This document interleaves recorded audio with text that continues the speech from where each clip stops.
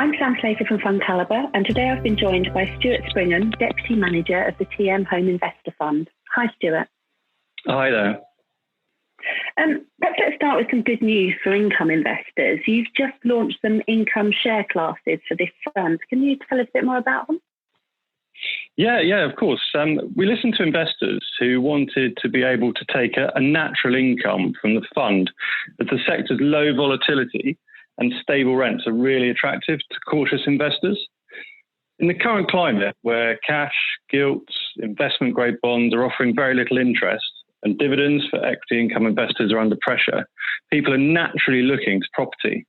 It helps the fact that rents across our 200 portfolios have been very resilient through the COVID crisis, with us collecting on average 97.5% rent demanded from March to July. And we've also had upward valuations at our portfolio in June and July. So one of the real benefits of our fund is, as you know, it's diversified across 60 locations in mainland UK, resulting in a good diversification of tenants from the public and private sector, and as such minimising the impact on specific sectors or towns through COVID-related economic challenges. Historically, rents have tended to rise with wage inflation, with our rents in the fund currently about 1.8% up annually. So residential property, being a real asset, has the potential of being able to provide inflation proofing for both capital and income. So as far as yields on the income share class, it only launched in April, so we haven't got a historical yield yet. But based on the actual yield on the accumulation classes, we're estimating Class C will be about 2.4% per annum, which is very attractive. And the housing market effectively closed in March, along with everything else.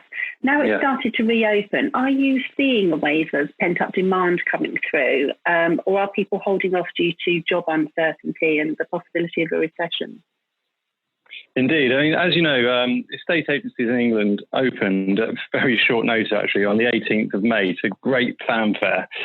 By mid-June, sales were up 4%, with demand in June 46% up on March. And overall, it's about 25% up year on year now in July. But what's interesting is Rightmove's latest data is suggesting this increased demand has translated into actual deals, with the number of sales in mid-July 35% up on a year ago. But we've got to remember that those 3 months we still think we're going to lose about 120,000 sales this year, which is quite a big impact on the transactional levels. If we look at sort of the market now, we're seeing that Rightmove is indicating average asking prices are 2.4% higher. Zoopla is saying 2.7% higher annually. But you've got to remember this is actually just asking prices. It's showing a lot of confidence in the market, but we need to really look at deals done in order to see how the market's progressing. And the latest land registry data, actual transactions, is seeing about 1% uplift year on year. So that's good. I mean, going back to sort of the pent-up demand, it does appear that this is pent-up demand from 3 months of the market closing.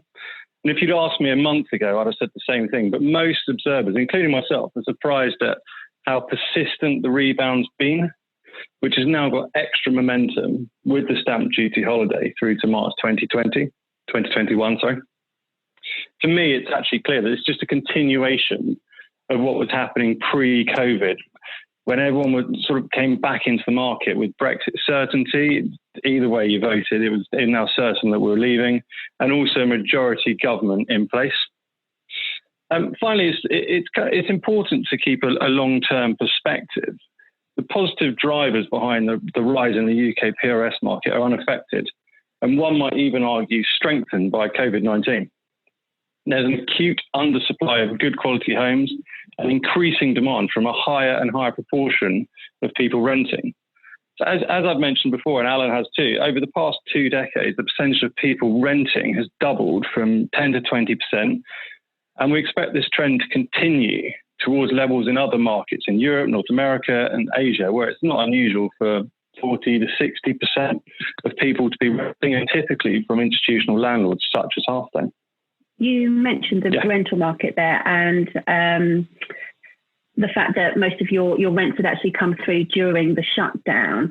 Did you actually have to work with any tenants during that time to help them through that, or was it actually quite simple in the end? Yeah, I mean, on the first bit of your question, rents have been very resilient, and the rental market really does hold up during crises. We're seeing our rents about 1.8% up year on year versus the ONS index, which is about 1.5%. So we've got a bit of alpha there. And actually, Zoopla released some statistics today that rental demand is 25% up year on year. So it's all positive. But as far as working with our tenants, what we did as soon as lockdown was announced, we immediately put a process in place and are continuing to work very hard alongside our property manager to help any tenants that have been impacted by COVID. So we have a weekly call every Wednesday afternoon. We speak to them, and we go through unit by unit any tenants that are having physical problems due to COVID. So we've set up payment plans, rent review holidays, rent holidays. We're really trying to balance the needs of both a tenant and investor.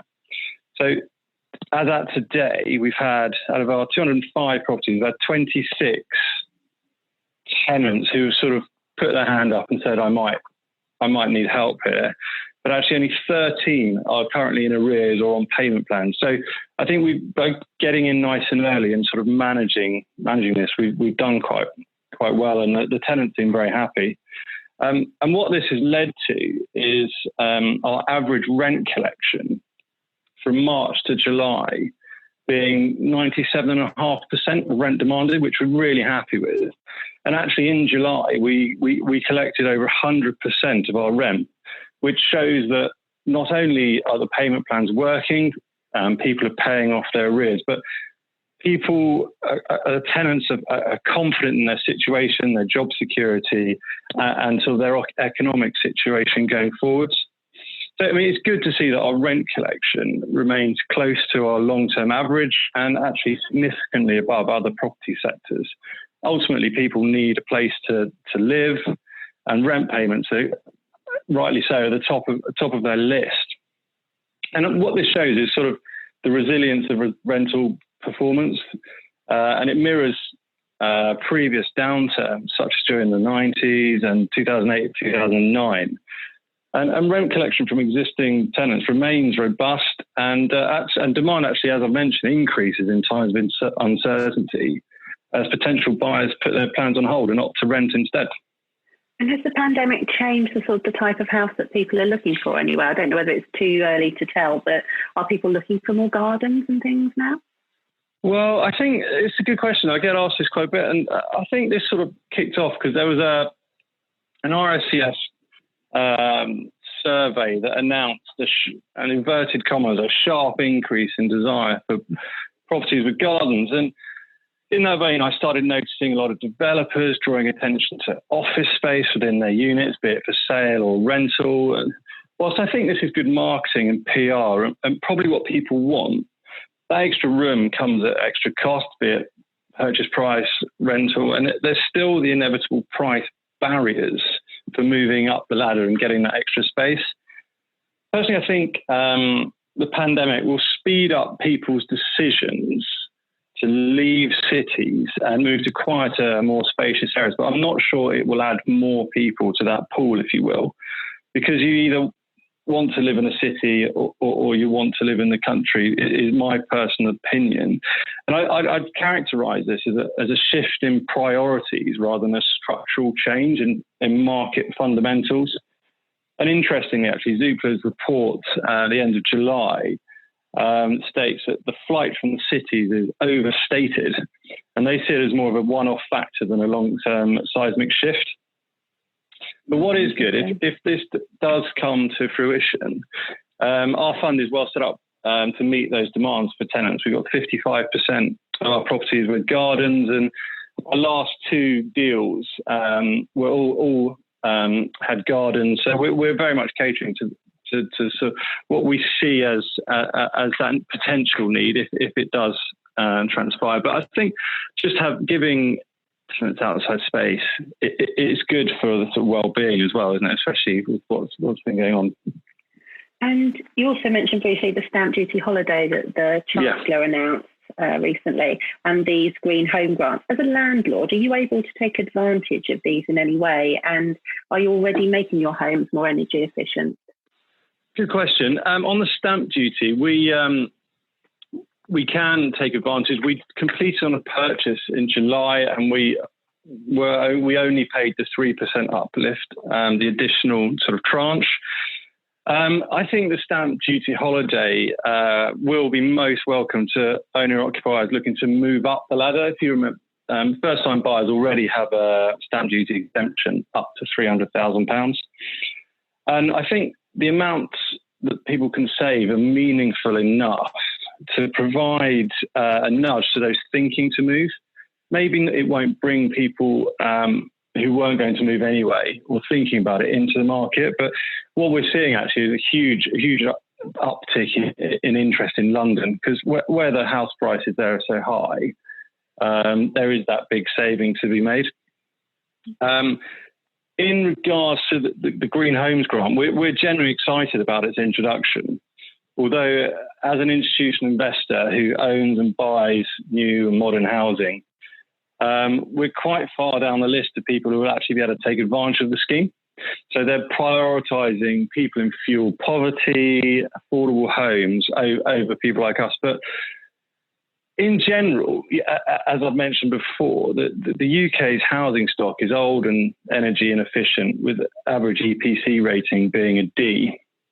And we very much hope this is the beginning of a greenhouse revolution, which we've been pursuing for some time. And we've just started upgrading some of our properties. So 99% of our units are EPC rated B or C. We've got 4 that are D.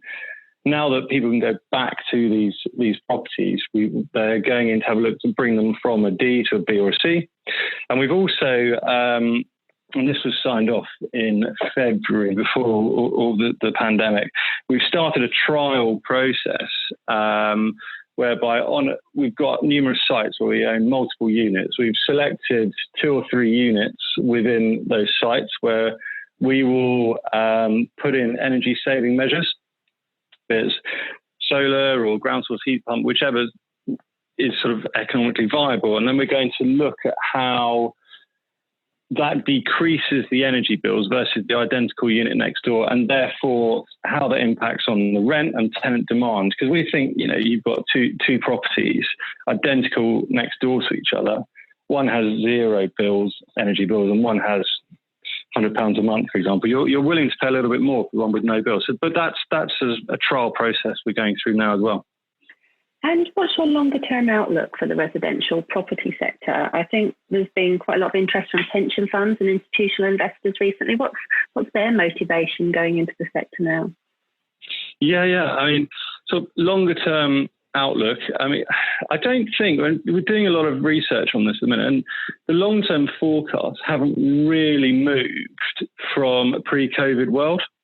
So everyone's expecting it to be flat or a slight dip this year, but going back very long term, 1 to 2% real growth per annum, with 3% house price growth next year and onwards. So everyone's still relatively confident in the sector, the market, and showing just how robust it is.